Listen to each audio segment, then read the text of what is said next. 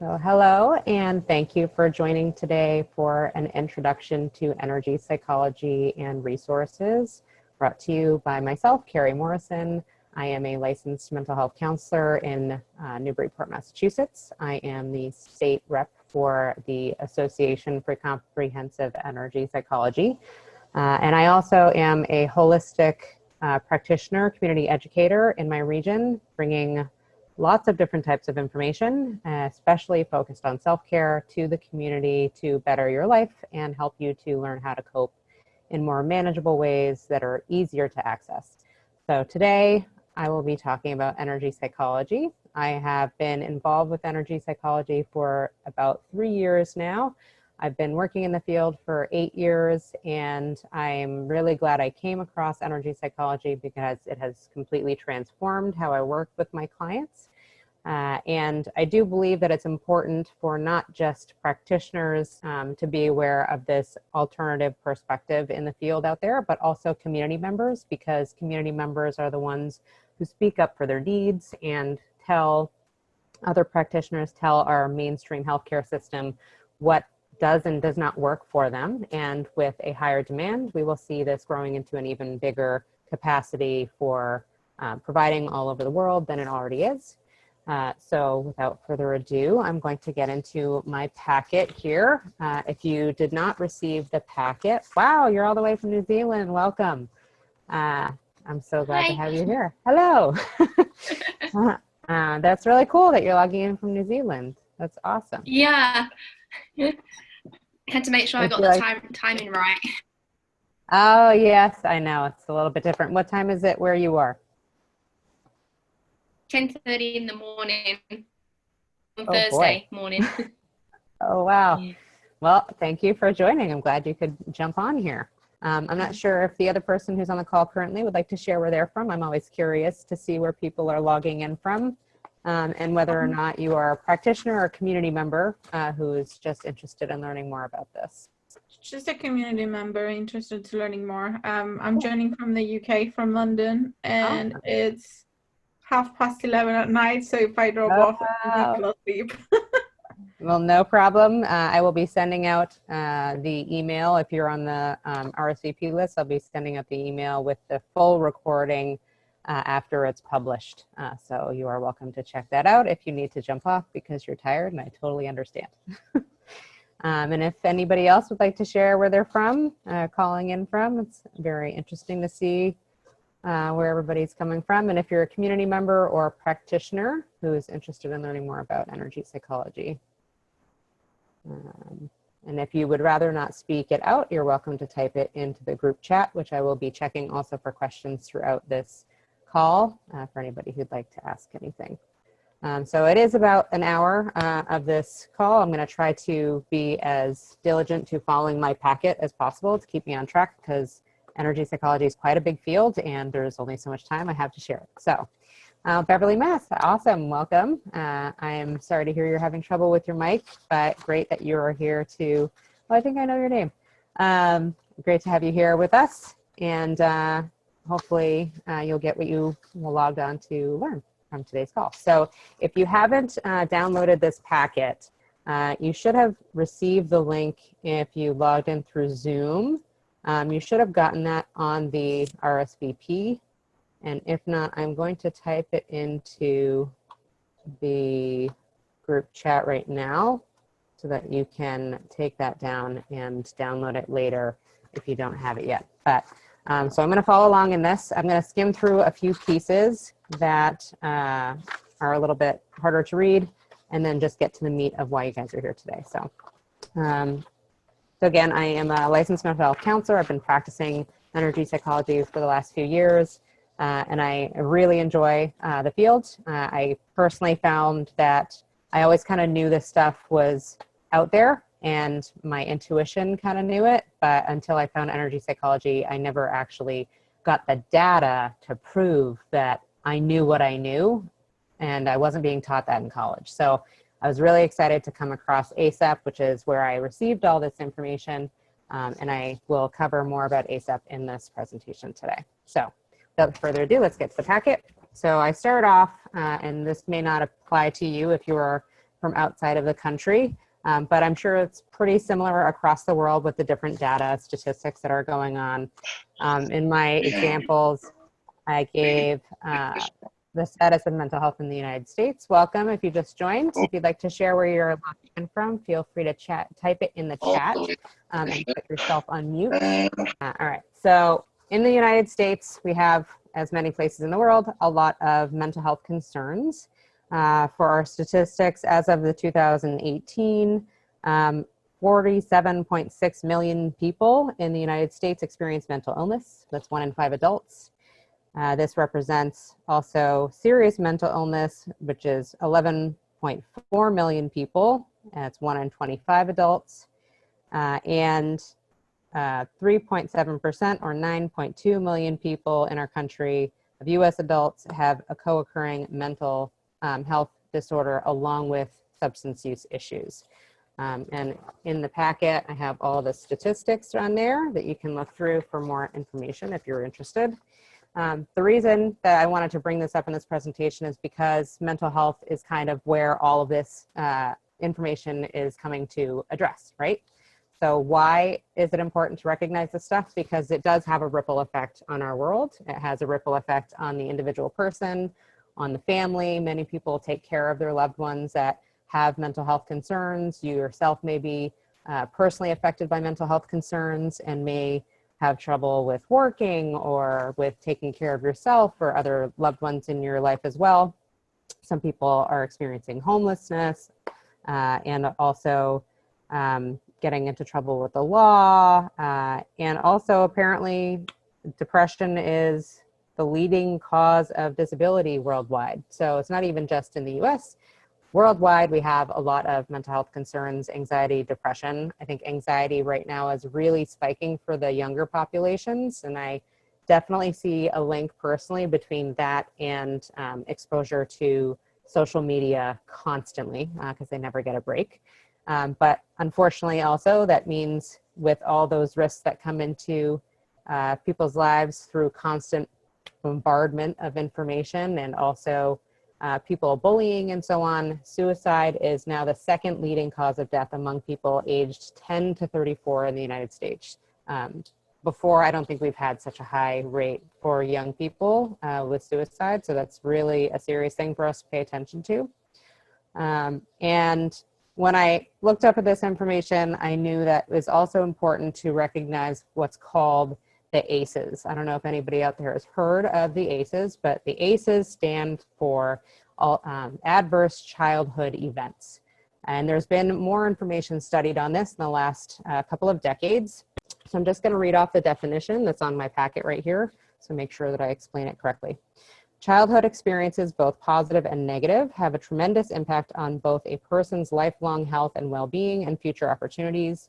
Traumatic and negative events in one's childhood, known as adverse childhood experiences, have previously been described as the single greatest unaddressed public health threat facing our nation today. And I would say that's probably applicable across the world, in fact.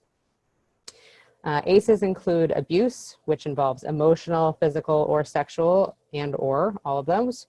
Neglect, emotional and or physical, and household challenges such as domestic violence, mental illness, and substance misuse. 67% of the population has at least one ACE, has at least one of those involving in their life.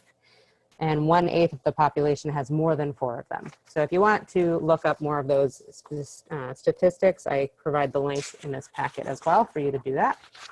And then I have some interesting infographics that kind of explain more about the ACEs and the impact of them. And really, it starts with, the very beginning is adverse childhood events. This can disrupt neurodevelopment in people.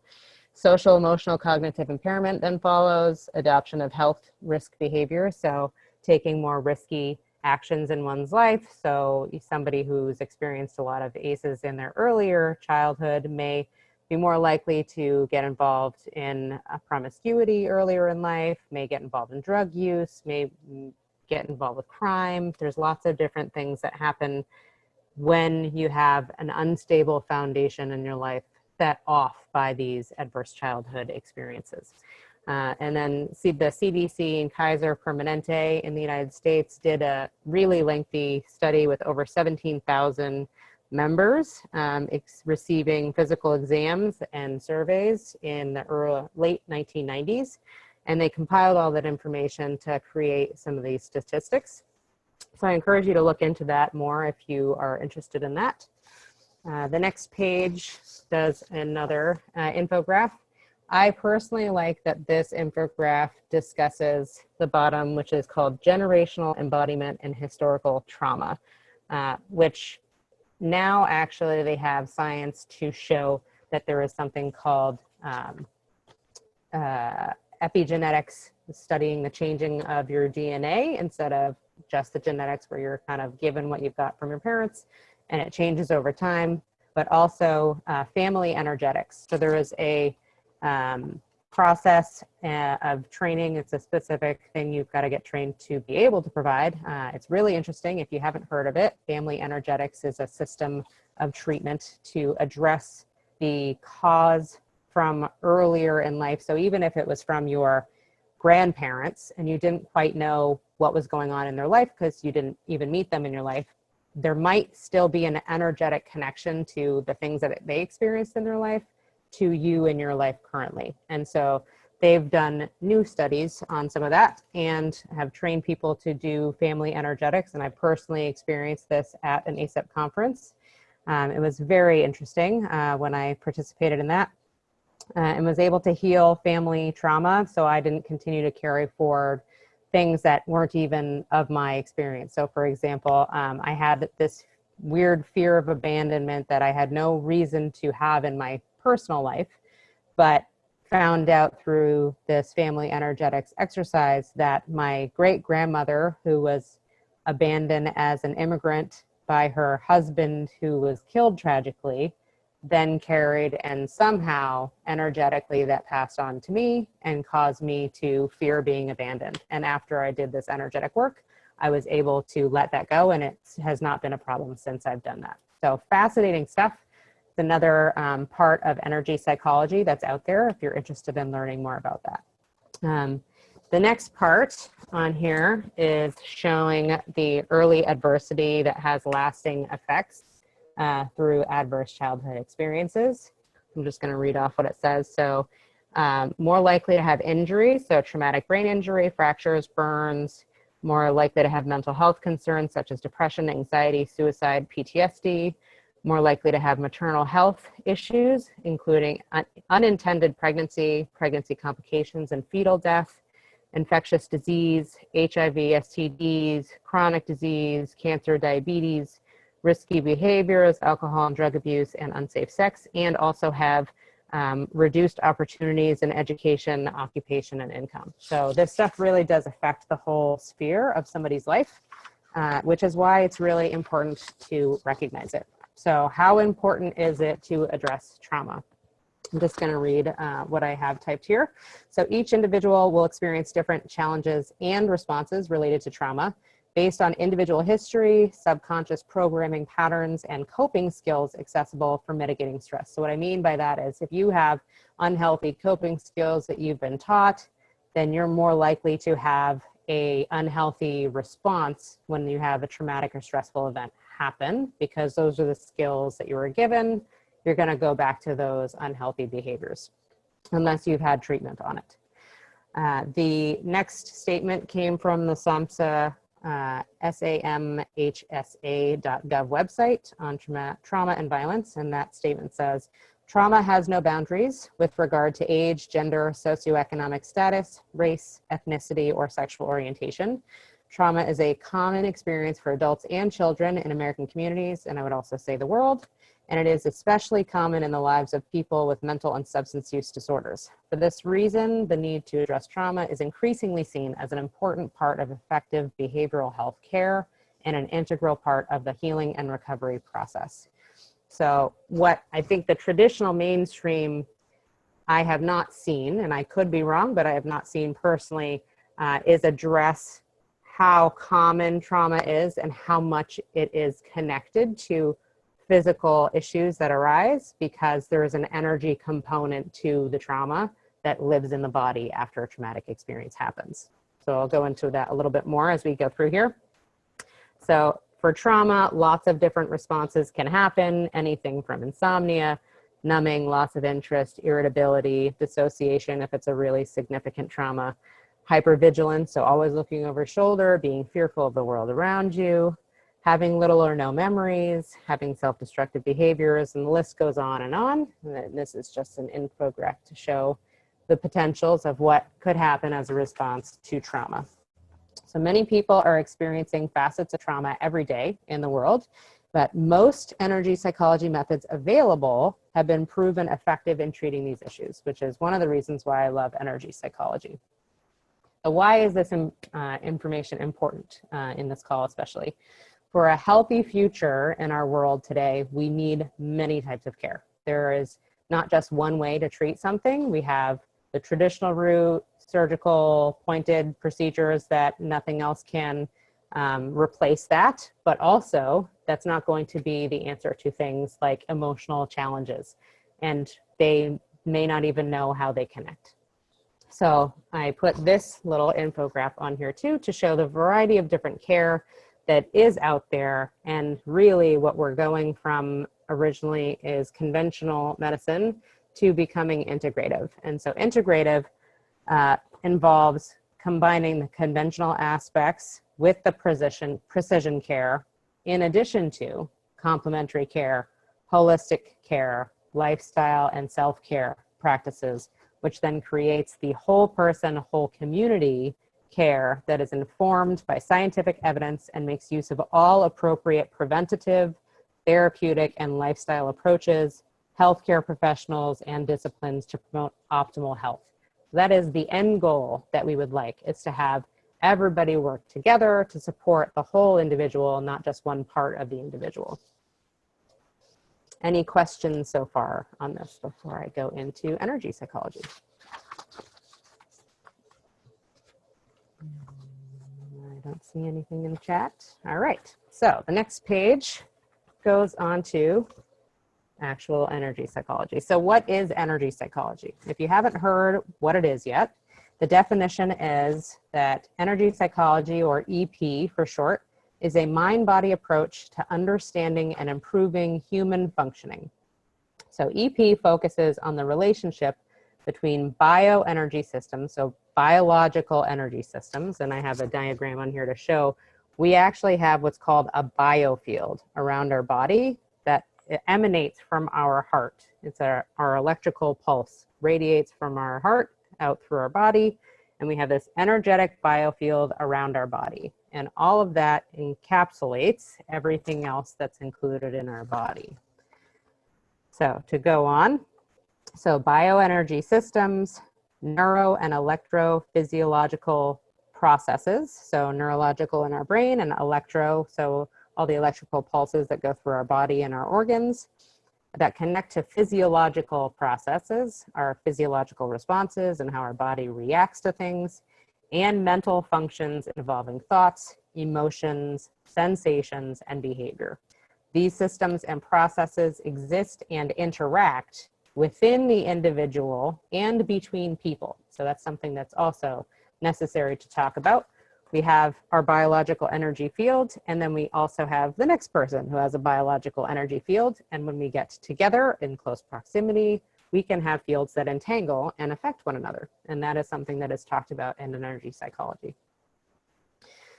So these are also informed and influenced by cultural and environmental factors. So based on the culture, you may have different interpretations or specific things that are tailored to whatever your circumstances are.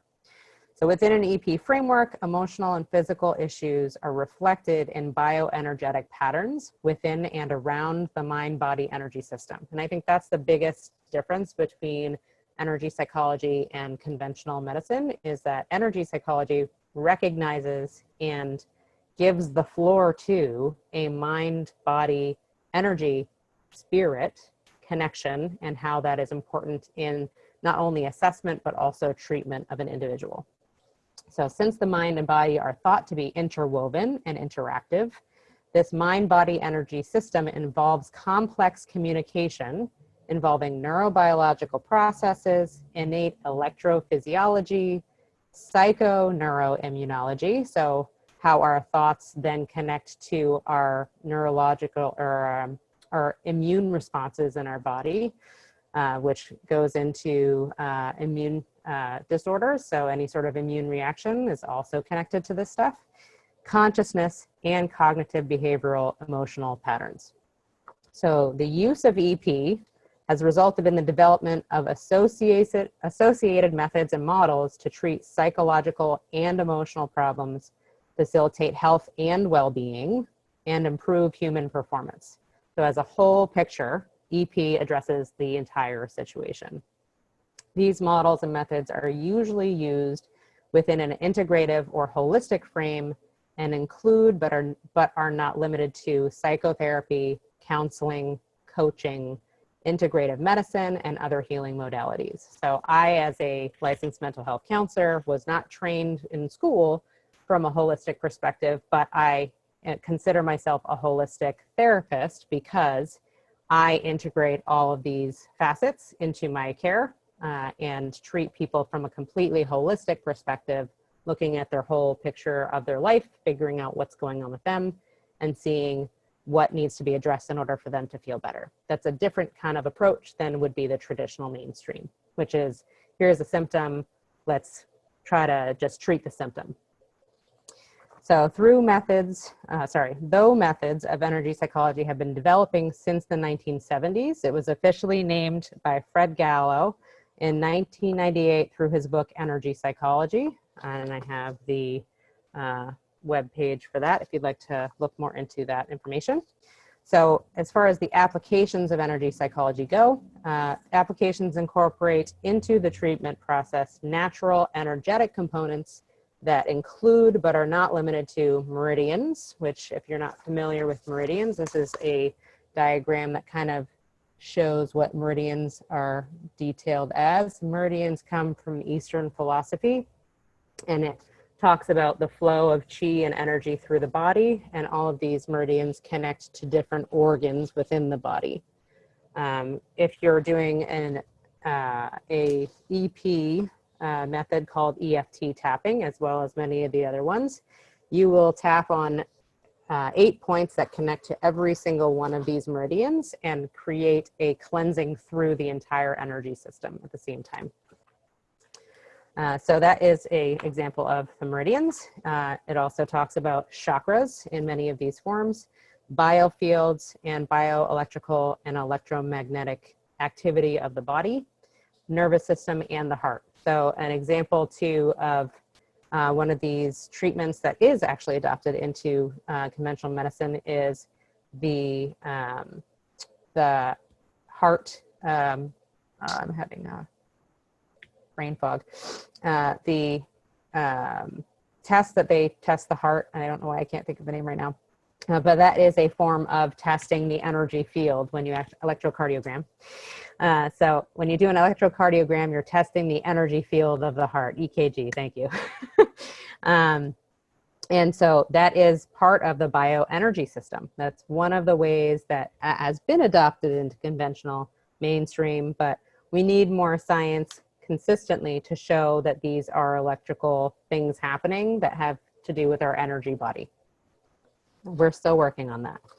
A lot more has happened in the last 20 years to make that happen. So some practitioners focus on, EP practitioners often combine cognitive and physical interventions with the activation of one or more of the human bioenergy systems. So for example, EFT again, will combine the physical tapping on the body, which is a physical intervention, combined with cognitive thoughts to shift the energy field of the body.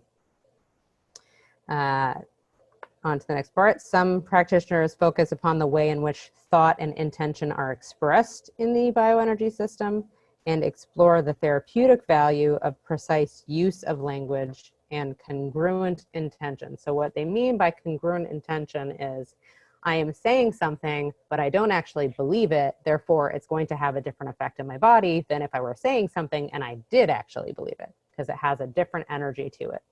So EP approaches adapt and integrate easily into most psychotherapy models, healthcare orientations, and models of performance enhancement. So a lot of these energy psychology tools and methods are actually used for performance enhancing as well. So I believe there's many different sports trainers and athletes that actually use these methods to enhance their performance on the fields. So EP approaches are often exceedingly rapid, which is one of their greatest benefits, is they're really quick to make an effect. They have little to no adverse effects and are usually experienced as self-empowering by clients and patients, and are easily amenable to self-help protocols. So what that means is, they're non-invasive. So these are things that you're not going to have side effects from. They're pretty easy to apply on your own. You could still do them at home after having been taught your initially. And you can create it into a daily routine for yourself so that you can support your overall well-being going forward. Clinically, EP models have been beneficially applied to assessment and treatment for the following: trauma, anxiety, depression, pain, stress, food cravings, psychophysiological issues. So your mind has a thought about something and it creates a physical response, as well as self-sabotaging behaviors. So these methods are offered by a broad range of healthcare providers. So not just a therapist, you can also go to other energy types of practitioners. They often help to regulate affect and promote emotional and physical health. So it's very much involved in the preventative models and also for treatment as well, but prevention is part of the treatment process in EP especially. So treatment results have been shown to be enduring, so they last a long time. It's not just, oh, I'm doing this one time and then I have to keep doing it over and over again. If you're using the scientifically backed methods, especially with a trained professional, they found that these issues can be resolved and not continue to come back on the specific things that it addresses, which is really cool. There are currently over 60 research studies, including multiple randomized control trials, published in peer-reviewed journals, confirming the treatment and value of energy psychology. Taken as a body of knowledge, these findings suggest that EP meets the criteria for evidence-based treatment, which is important. You don't know the importance of evidence-based treatment. Evidence-based treatment creates the platform for how you get healthcare systems to adopt the method. So if you don't have any scientific data, then you can't get it to be adopted, and then you can't get it covered by insurances and covered by providers. So in the coaching and performance world, EP models have been beneficially applied in many areas of performance enhancement, including sports, education, business, lifestyle issues related to weight management, as well as relationships and finance. So it can apply to a broad range of different issues. So all this kind of comes from, and especially all that information comes from, an organization called ASEP. So the Association for Comprehensive Energy Psychology has been around for more than 22 years. It's international. We do have people who work in the UK, who work in New Zealand, who work lots of different places around the world. And what it does, it is basically, it is a professional organization for licensed healthcare providers and allied health professionals and disciplines, which serves to organize and unify EP methods, provides professional support and education, and establishes ethical guidance and practice, which is one of my favorite parts of ASEP, is that they have a really high quality of ethics, and they take it very seriously that the practitioners that use EP are using it ethically and are also in their own good standing for their own wellness and self-care, because it energetically affects the clients that they work with. So ASEP is recognized as the largest international organization that promotes research and application of energy psychology approaches, offers an indispensable network of resources for the public, which I'll cover a little bit in here, and media, and a staunch advocate of members responsibly learning and applying EP models, and an influential presence helping shape mental health and healthcare practices. So as part of ASEP, I have really loved getting to know the actual scientists that are doing the research behind these methods. I actually have some of them on my call. I am I am the co-facilitator for the next generation group at ACEP. And so I have the scientists, the researchers, all the heads of the organization come on and speak to young people about being in the field and helping them to kind of start off their practices. And it's just really cool being able to access those really well-known names out in the field.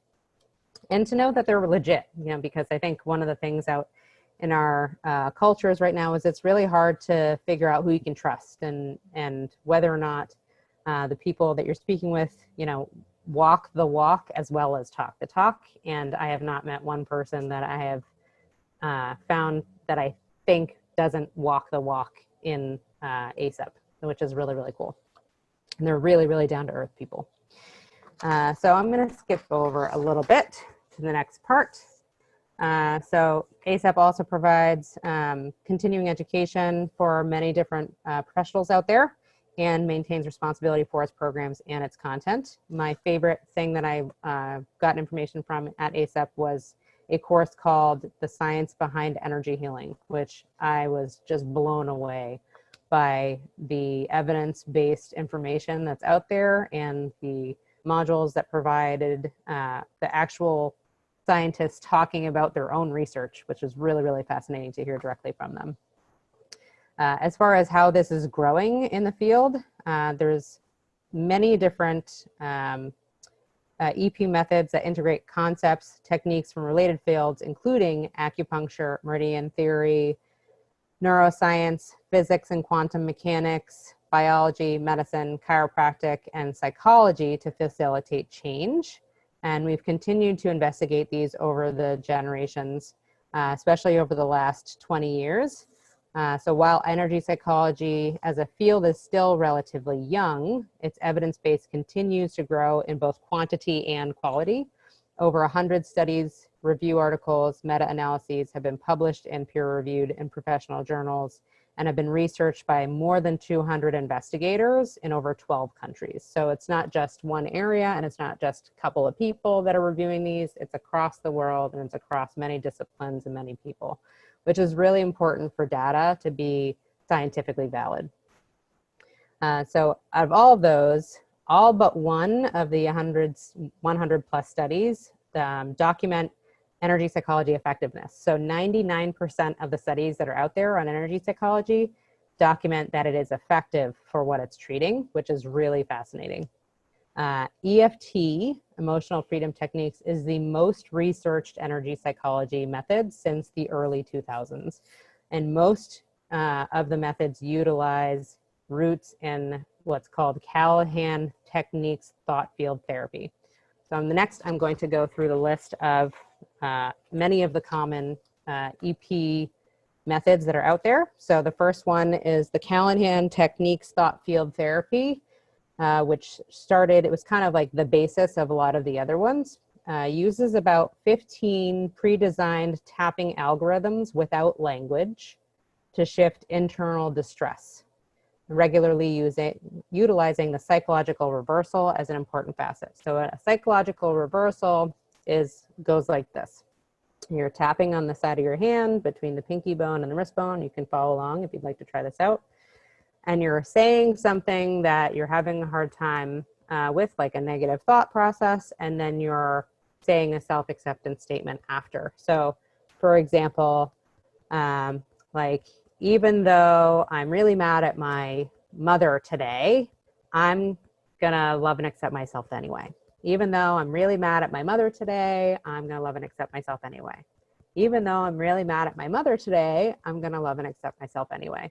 So a psychological reversal taps into maybe an emotionally charged experience that you're having, and then a statement of that plus the self-acceptance statement and tapping it a few times in a row, saying it 3 times, may help to actually shift some energy about what you're talking about.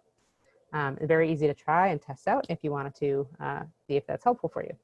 But so thought field therapy uses the psychological reversal a lot in there, in addition to, as I said, the algorithms. So the algorithms, and I'm not brushed up on what the algorithms are, so I'm not going to model them right now. If you are interested in what they talk more about, You can look at the link that I provided in this handout as well. But the positive results have been seen using TFT for the treatment of stress, anger, trauma, phobias, panic, anxiety, excessive guilt, depression, addictive urges, obsession, and grief, etc. So it's been around and it's worked on many of those things, and they've had many studies that document the effectiveness on those things. As I said, the next is the most popular and most studied method of EP strategies called emotional freedom techniques, aka tapping. So if you've heard of tapping out there, this is based on that. So what tapping does is it uses a simple 8-point formula in tapping specific meridian points while focusing on specific events and or sensations and speaking out phrases. So it involves neuro-linguistic programming as you're tapping on those points. So using that example I just used, I'm mad at my mother. I'm mad at my mother. I'm mad at my mother. I'm mad at my mother. And if you were being guided through this, you might have a sensation in your body thinking about being mad at your mother, and you'd be tapping on that at the same time in order to shift the energy that's connected to being mad at your mother. What they found is by addressing these specific events and sensations in the body, when you tap on it, it can reduce the edge of that experience in the feeling state of your body.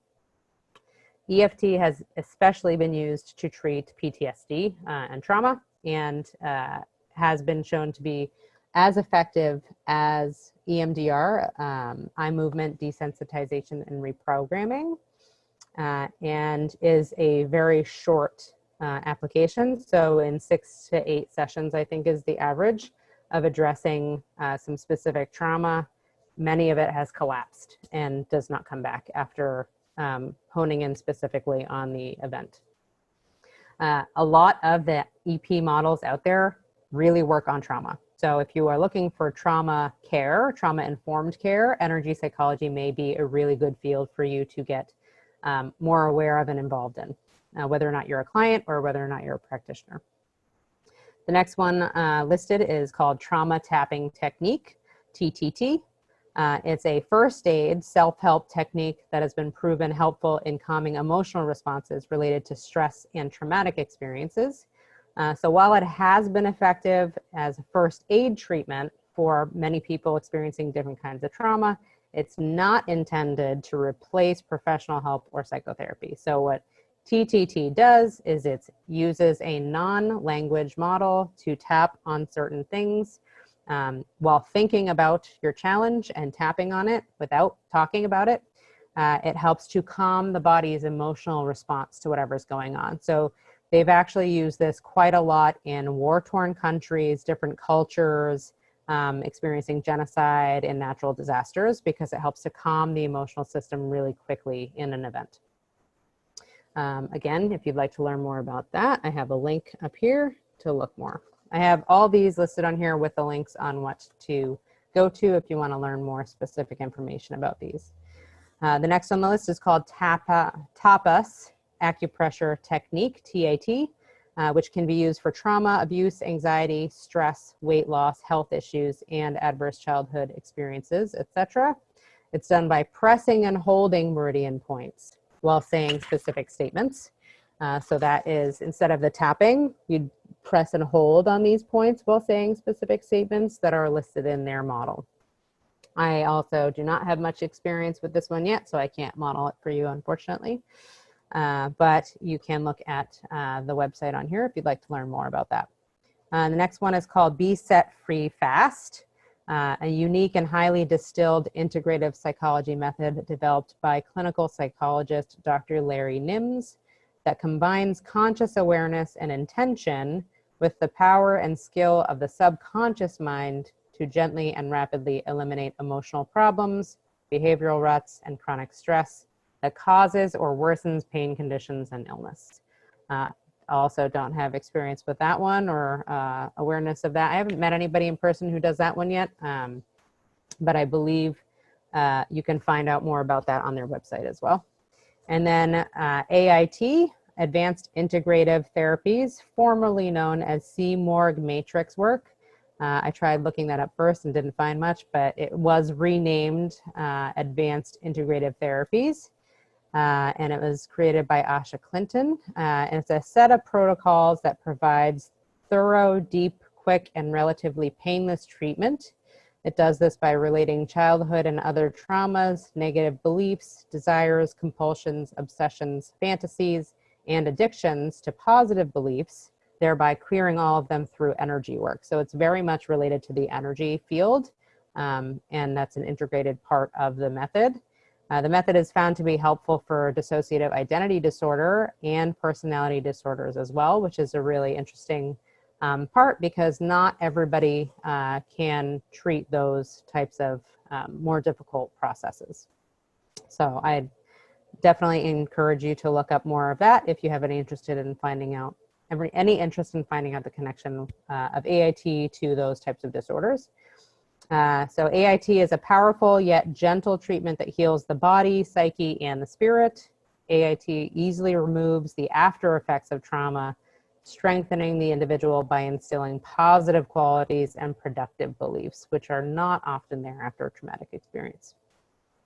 So just please note, this is not a comprehensive list of energy psychology methods. This is just kind of the big hitters kind of in the field. You can look at ASAP's website for more information on that. So most EP methods primarily utilize meridian-based techniques from energy medicine when assisting in the treatment of mental, emotional, or psychological challenges. These techniques essentially stimulate or invigorate the meridians and important points on the skin surface associated with them. So how does it actually work? I have a picture of a biofield on here. So they've actually done studies on the biofield now, and that's kind of what the energy looks like on many of these different studies. So EP, in its approach to illness, moves the cause away from the baseline of atomic and molecular interaction to the more subtle fields of energy interaction and transaction, away from the strictly physical realm to the more subtle forces at the interface between physical and non-physical. So it takes what's happened inside the body and kind of brings it out into the energy field, and then you address the energy field to work with whatever happened. So importantly, recognition is given to the thoughts and beliefs from the psychological realm that may contribute to the blocking, the disruption of energy, and the necessity to address cognitive behavior. So your thought choices and the ways that you behave in response to those disruptions in order to achieve sustained relief. But the emphasis of treatment is on the electromagnetic fields of the body. And that's the difference between conventional medicine. The conventional medicine focuses on just the symptom. EP focuses on the energy system involved with whatever's going on. So there are over 400 identified forms of psychotherapy, many of which have little or no research to validate them, which I was shocked by when I read that statistic. Energy psychology is both evidence-based and in the top 10% of, in terms of published research for psychotherapy modalities. So we have a lot of evidence-based research out there. You can find out more specifics about that research by going to this link on ASAP's website. So how can you get help through energy psychology? So I've put down a couple of really quick things that you can do that are self-help practices. One of the things that I learned from an EFT scientist was that when we go into a fight or flight experience, we actually have our blood flow leave our frontal lobe of our brain and go down into our body to prepare us to fight or flee. That doesn't really help us in thinking very clearly because we have nothing to put blood flow to thinking. So in order to get back your ability to think more clearly, all you have to do is put your hand on your forehead and leave it there for 1 to 2 minutes. And the electromagnetic field of your hand will draw the blood back up from your chest into your frontal lobe, which will help you to regain more clear thinking. I thought that was fascinating when I first learned. Who knew? Then the next one that she taught us was, these were originally the EFT tapping points, but they since then figured out other ones that worked better. You can also very discreetly relieve some stress by pressing the sides of your nail bed, pressing and holding them for 2 to 3 seconds each, going up and down the fingers. You can take a deep breath each time if you'd like. And then go to the next hand, squeezing the sides of the nails.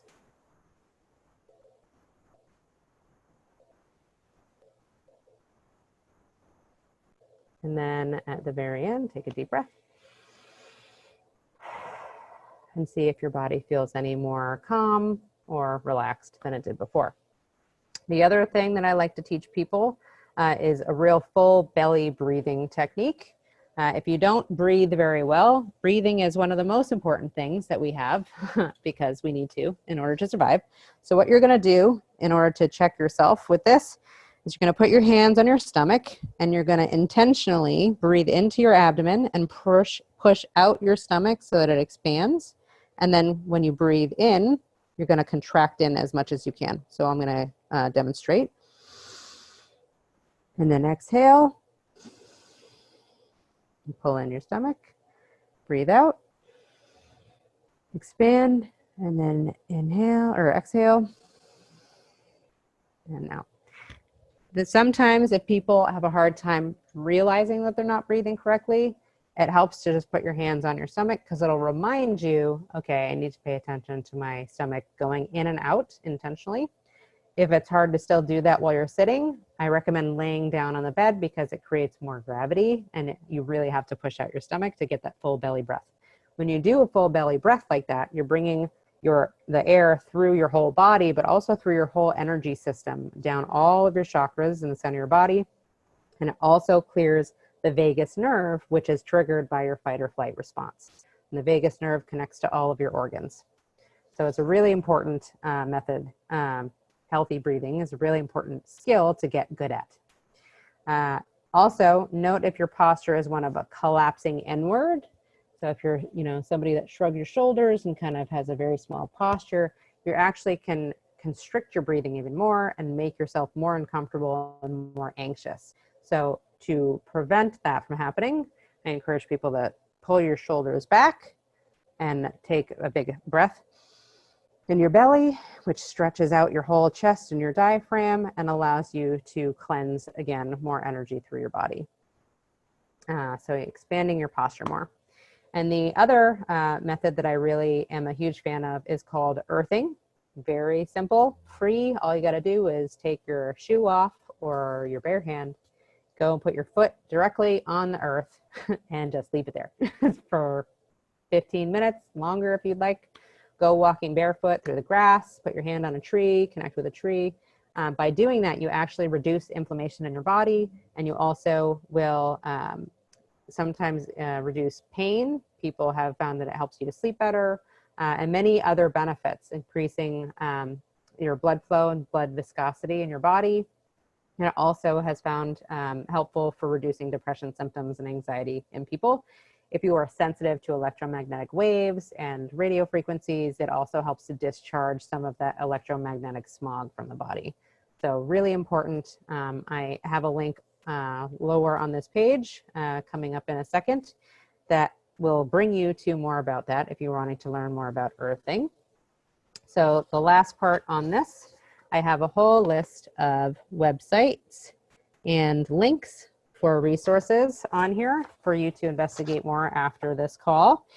So my first link is my website for the COVID-19 page. So on that page, I actually, I'll answer that question in 2 seconds. On my COVID-19 page, I have a whole list of holistic wellness tips and practices that you can do by yourself at home that have been helpful to reduce stress and help to keep your body in a healthy state. So that link is on there first. And in that is a link to the earthing documentary. So I highly recommend watching that. It's a YouTube link that's on there.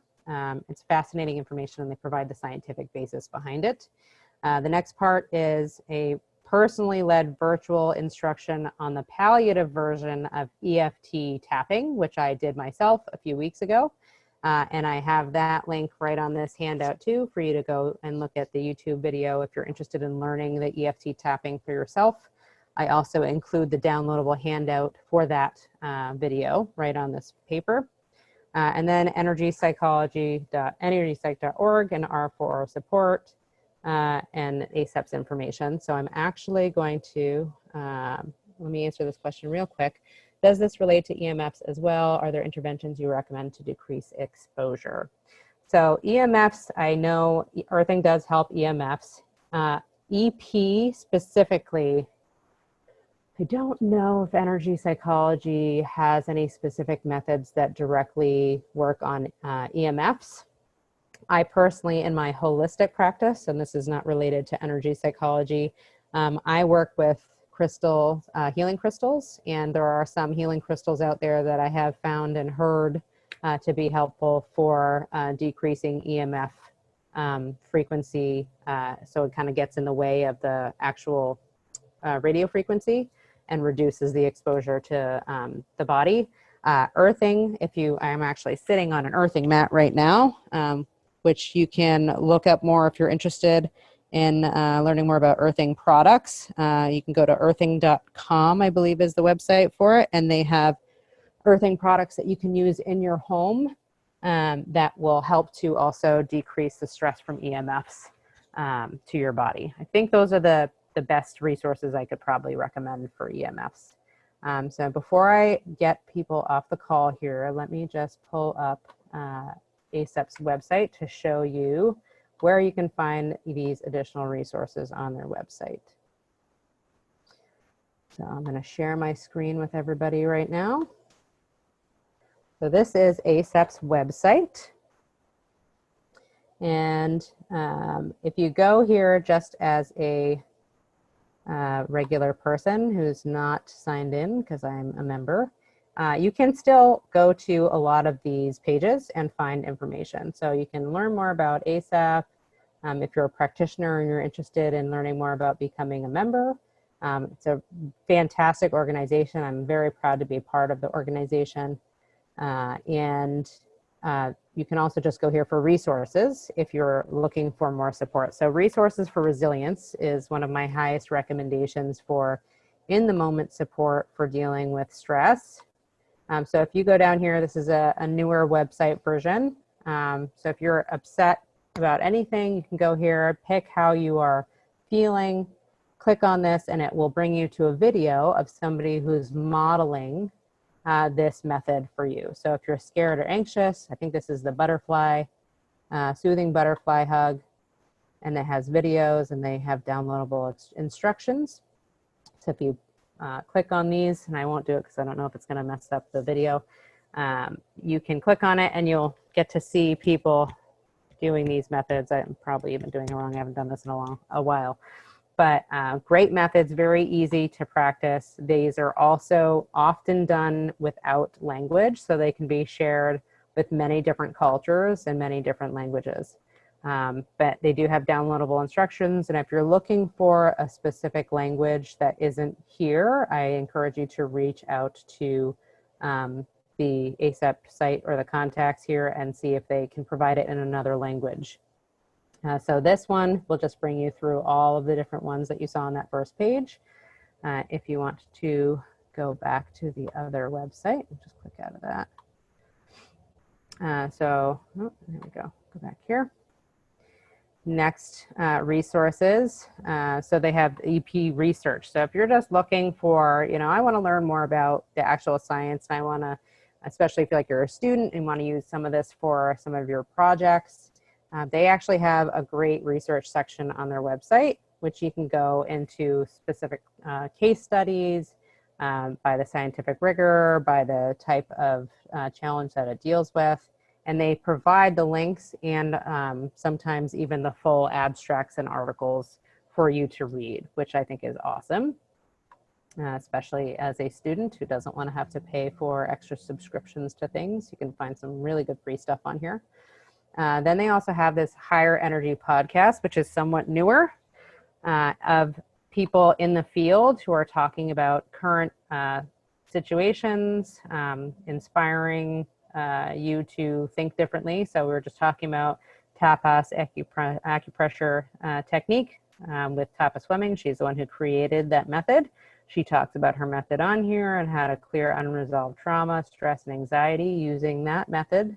There's also more down here. Bruce Lipton is really great on explaining the molecular level of things and really bringing it down to the science if you're fascinated by the science behind things. Like I said, this is a newer website, so I'm not sure how many they have on here, but they do have it regularly. So if you're interested in listening to some podcasts, I recommend checking that out. They also have an audio library. So many of the conferences, they've had, I think, 22 conferences now, 23 conferences. And each one they record what they have had people talk about. And so they have a whole bunch of different audio recordings of information by the scientists and researchers that have done the research. And the coolest part, again, I think about ASAP is that you get to meet these people in person. People are doing these research methods at the conferences, if you go to the conferences. So I've met David Feinstein. He was actually in one of my classes recently, and I got to just chum up with him and say, hey, how's it going in California right now during this COVID epidemic? And it was just really cool to talk to. And he is one of the leaders in the field. So I just thought that was the best thing ever, pretty much, for that conversation. And then also other keynote people.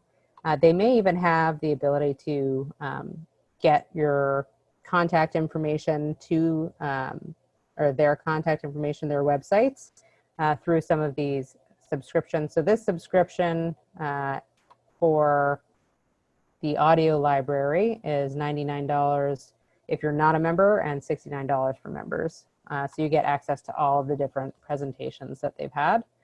Also, they have an ASAP blog, which they are keeping pretty updated that I've seen out here. So feeling fatigued, 15 tips to turn your online workspace into a wellness space. They talk about, all different things that are going on in the world right now and give you a spin from an energy psychology perspective on it. So you get a whole different awareness than what the traditional mainstream is going to put out in their articles. Let me get out of this page. And so then they have free reports and articles. The Energy Field Archives is this is a members only thing. So if you want to get access to that, you would become a member, and you can be a member of ASAP even if you're not a practitioner. If you're a student, if you're just somebody who wants to support ASAP and get access to the information, you can become a member and get these awesome resources. They also have EP references, more resources over here. So this, I also put the link in the packet to share. This is the page you go to all the other related organizations that are connected to energy psychology and ASAP. They have all of their websites linked here. So you can go to look at, more about TFT, the website here, the Society for Scientific Exploration, the EMDR Institute, Heart Math Institute, and then it also has information about all the different, I think this is a more complete description of all the different types of energy psychology that are typical in the organization especially. It may not be, again, 100% comprehensive, but for the people that are involved in ASAP, I'm sure that that's probably pretty comprehensive. And as far as who is involved in ASAP, I have been to ASAP with other therapists, other psychologists, chiropractors, psychiatrists, but also shamans and also Reiki practitioners and also people who work with lots of different types of like historical remedies and what do they call it, like the ethnic practices from certain cultures. And it's just a great group of a collective of people who focus on consciousness and focus on wanting to provide healing for the masses, which is just wonderful. So that is probably a good just intro to ASAP's resources available out there. And I'm happy to answer any questions before we jump off. I know we're pretty much at time, so let me stop sharing here so I can see the chat. Let's see. So can you become a member without being a practitioner? I think I answered that question. And do they do online training? So yeah, let me see if I can actually go back to that page and the member page, and you can see what types of membership they have here. So membership.